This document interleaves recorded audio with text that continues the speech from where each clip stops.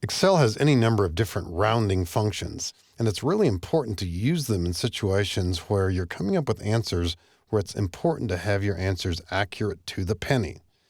In this worksheet, we've got a formula in cell E2, and it's showing an increase on the price that's in cell D2. And eventually, all the entries in column E that we're going to put in are going to be based on a 2.34% increase. That's in cell G1. So the formula is all set up, and it's giving us an answer of $9. A simple test of this might reveal something a little different. Suppose somebody orders 10,000 of these items, or is about to. We're going to write a formula here, equal 10,000 times this 9.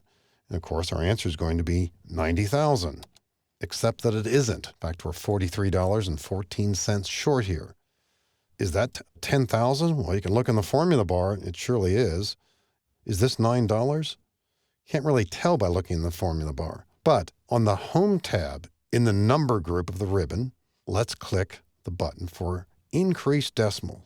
Now, as I do this, watch cell E2 and also keep an eye on F2. Cell F2 is not changing. So when we increase the decimals here, all we're doing is showing more decimals. We're not changing the value at all. And whether we increase or decrease, we are not changing the value. And it's a common mistake with Excel novices to somehow assume that using these buttons changes values. It doesn't, not at all. So we've got a bit of a problem on our hands. Now, in a different context with real simple numbers, the problem jumps out immediately. We've got data over in column A with the total below it right here. And right now it makes perfect sense. 4.6, 5 different times adds up to 23. What if we displayed these with no decimals? I'm going to use the button here for decreasing decimals. It's pretty obvious we wouldn't accept this. Those are 5 5s, aren't they? Why does it add up to 23? Well, they aren't really 5s, and we can click here, look in the formula bar. These are 4.6s. Changing the display of the decimals does not change the content. Those are 4.6s no matter what. So the issue here then is that we need to change this calculation so that we truly round it to the nearest penny. There are other ways to round as well, too. We'll use the round function, left parenthesis. Round is based on decimal places. Comma 2 means round this to the nearest 2 decimal places, to the right of the decimal, therefore meaning pennies. Now, as I click Enter here, watch the formula in cell F2 react immediately to our $9 price. And there it is. Now we've truly changed this to be $9. And we're not going to keep our display looking this way. We'll simply decrease the display of the decimals, and that's the way to say it too. Now, similarly, we've got data over in column K for salaries. We want to calculate new salary in the same kind of way that we did these price increases. But we'll give you a couple of other perspectives on how you might do this. This time we'll start with our basic formula of the existing salary times this percent, and because we're going to be copying it, we use the function key F4, make that an absolute address, and then plus the K2, existing salary. And there's an answer. Now, with yearly salaries, we could certainly keep the pennies, but is that accurate as we see it? Once again, we might increase the decimals. It's not, and we see finally what's happening here.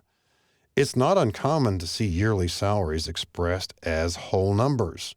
So what I'm going to do here is use round, this time slightly differently than before. Let's round these to the nearest whole dollar.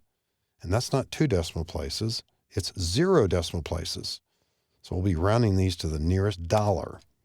And regardless of how many displays here we have decimal-wise, we have an answer here. And we'll just drag this down a few cells just to check it out. So all these are now to the nearest whole dollar, and we might leave it that way. However, it's also not uncommon to see yearly salaries as multiples of 100. I've seen that from time to time. I don't know how widespread it is, but what if we wanted to change our calculation and make sure that we round our new salaries to the nearest $100? Instead of 0 here, we use -2. And I'll press Control-Enter for just the first one here. Remember, that was 36,444. And if we drag this down into the next cell, it's going to go down to 68,000.